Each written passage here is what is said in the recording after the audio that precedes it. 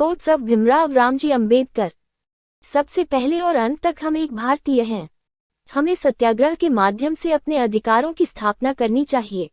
हम चवदार तालाब में सिर्फ उस तालाब का पानी पीने के लिए नहीं जाना चाहते, हम उस तालाब में जाना चाहते हैं सिर्फ ये साबित करने के लिए कि आप दूसरों की तरह इंसान हैं। सत्याग्रहियों का शिविर वीरों का शिविर है। सत्याग्रह एक कठिन तपस्या है। हमारा संघर्ष हर तरह की गुलामी के खिलाफ है। गांव से गांव तक निडर युवाओं की टीम बनाकर लाठी, व्यायाम और शारीरिक खेल सीखना, अखबार पढ़ना और अज्ञानी लोगों को स्थिति से परिचित कराना आपकी लड़ाई को आसान बना देगा। महाड, नासिक और अन्य जगहों पर हुए सत्याग्रह ने मुझे विश्वास दिलाया है कि हिंदुओं की दिल ईंट की दीवार की तरह बेजान है। भारत में जो लड़ाई जारी रहेगी वो ब्रिटिश लोगों और भारत के लोगों के बीच नहीं, बल्कि भारत के उच्च वर्ग लोग और पिछड़े लोगों के बीच जारी रहेगी। हिंदू धर्म में अपनी समान स्थिति स्थापित करने के लिए सत्याग्रह के मार्ग पर चलने से कुछ हासिल नहीं होने वाला है। किसी भी समाज में एक व्यक्ति द्वारा किया गया आंदोलन सफलता के शिखर पर नहीं पहुंचता। धर्मयुद्ध के माध्यम से प्राप्त विजय की महानता और खुशी उच्चतम गुणवत्ता की है। चवदार तालाब के पानी से हमें कोई बाधा नहीं थी या हम पीड़ित नहीं थे। लड़ाई पीने के पानी के लिए नहीं थी, बल्कि सभी जातियों, धर्मों और पंथों के लोगों को पीने के पानी तक समान पहुंच के अधिकार के लिए थी। हमें ये दिखाने के लिए कालाराम मंदिर में प्रवेश के लिए लड़ने के लिए मजबूर होना पड़ा कि हम इंसान हैं और किसी भी तरह से अशुद्ध नहीं हैं।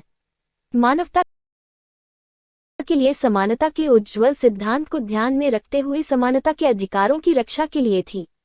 हमारा काम होना चाहिए। जब आप ईमानदारी से काम करते रहेंगे तो आप उन लोगों की देखभाल नहीं कर पाएंगे जो जानबूझकर आपकी आलोचना करते हैं। हमें ऐसे कार्यकर्ताओं की जरूरत है जो दृढ़ संकल्प, निष्ठा और समर्पण के साथ काम करें। हमें अपनी कमर कसनी होगी ताकि दूसरे हमें न बचाएं, तभी कुछ बचाया जा सकता है। चवदार तालाब की लड़ाई सामाजिक समानता की लड़ाई थी। जब तक आपको सामाजिक स्वतंत्रता नहीं मिलेगी, कानून आपको कितनी भी स्वतंत्रता दे, ये किसी काम का नहीं होगा। मनुष्य को मानसिक स्वतंत्रता की उतनी ही आवश्यकता है जितनी उसे शारीरिक स्वतंत्रता की। मैं उस धर्म को पसंद करता हूं जो स्वतंत्रता, समानता और भाईचारे की भावना सिखाता है। जिंदगी लंबी नहीं बल्कि महान होनी चाहिए। ईश्वर नश्वर है, ठीक उसी प्रकार हमारे विचार भी नश्वर है। विचारों को प्रचार प्रसार की जरूरत होती है, जैसे पौधे को पानी की, अन्यथा दोनों मुरझा जाते हैं। हिंदू धर्म में विवेक, कारण और स्वतंत्रता के लिए कोई गुंजाइश नहीं है। जाति कोई ईंटों की दीवार नहीं है या कोई कांटों का तार नहीं है जो हिंदुओं को आपस में मिलने से रोक सके। जाति एक धरना है जो मन की एक अवस्था है।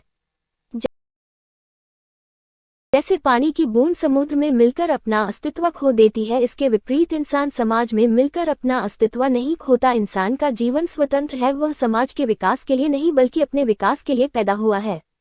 जब तक आप सामाजिक स्वतंत्रता को हासिल नहीं कर लेते, कानून द्वारा दी गई हर स्वतंत्रता आपके लिए बेमानी ही रहेगी। बुद्धि का विकास ही मानव अस्तित्व का सबसे बड़ा लक्ष्य होना चाहिए। मैं किसी समाज की उन्नति को महिलाओं की उन्नति से मापता हूँ। पति और पत्नी में एक मित्रता का संबंध होना जरूरी है। कानून, राजनीति के शरीर व दवाएं हैं। जब शरीर बीमार हो जाए तो दवाइयों को अपना काम करना चाहिए।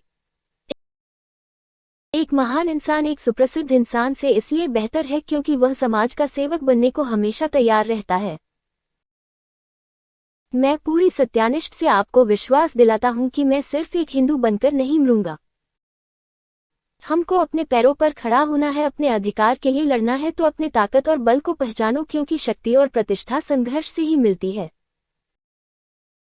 अगर मुझे लगा कि संविधान का दुरुपयोग हो रहा है तो इसे सबसे पहले मैं ही जलाऊंगा। इतिहास गवाह है कि जहां नैतिकता और अर्थशास्त्र के बीच संघर्ष होता है, वहां जीत हमेशा अर्थशास्त्र की होती है। निहित स्वार्थों को तब तक स्वेच्छा से नहीं छोड़ा गया है जब तक कि मजबूर करने के लिए पर्याप्त बल न लगाया गया हो। धर्म और गुलामी असंगत है। मनुष्य एवं उसके धर्म को समाज के द्वारा नैतिकता के आधार पर चयन करना चाहिए। अगर धर्म को ही मनुष्य के लिए सब कुछ मान लिया जाएगा तो किन्हीं और मानकों का कोई मूल्य नहीं रह जाएगा। जो व्यक्ति अपनी मौत को हमेशा याद रखता है वह सदा अच्छे कार्य में लगा रहता है। कुछ लोग सोचते हैं कि समाज के लिए धर्म की कोई आवश्यकता नहीं, लेकिन मैं इस विचार को नहीं मानता, क्योंकि जीवन के लिए धर्म की स्थापना होना बेहद जरूरी है। रात रात भर मैं इसलिए जागता हूं क्योंकि मेरा समाज सो रहा है। समानता एक कल्पना हो सकती है, लेकिन फिर भी इसे एक गवर्निंग सिद्धांत रूप में स्वीकार करना होगा। सामान्यतः कोई स्मृतिकार कभी ये बात नहीं बताता कि आपके सिद्धांत क्यों हैं और कैसे हैं। लोग और उनके धर्म सामाजिक नैतिकता के आधार पर सामाजिक मानकों द्वारा परखे जाने चाहिए। अगर धर्म को लोगों के भले के लिए आवश्यक वस्तु मान लिया जाएगा तो और किसी मानक का मतलब नहीं होगा। जो कौम अपना इतिहास नहीं जानती वह कौम कभी भी इतिहास नहीं बना सकती। एक सफल क्रांति के लिए सिर्फ असंतोष का होना ही काफी नहीं है, बल्कि इसके लिए न्याय, राजनीतिक और सामाजिक अधिकारों में गहरी आस्था का होना भी बहुत आवश्यक है। जो अपना इतिहास भूल जाते हैं वे कभी इतिहास नहीं बना सकते। स्वतंत्रता का रहस्य साहस है, और साहस एक पार्टी में व्यक्तियों के संयोजन से पैदा होता है।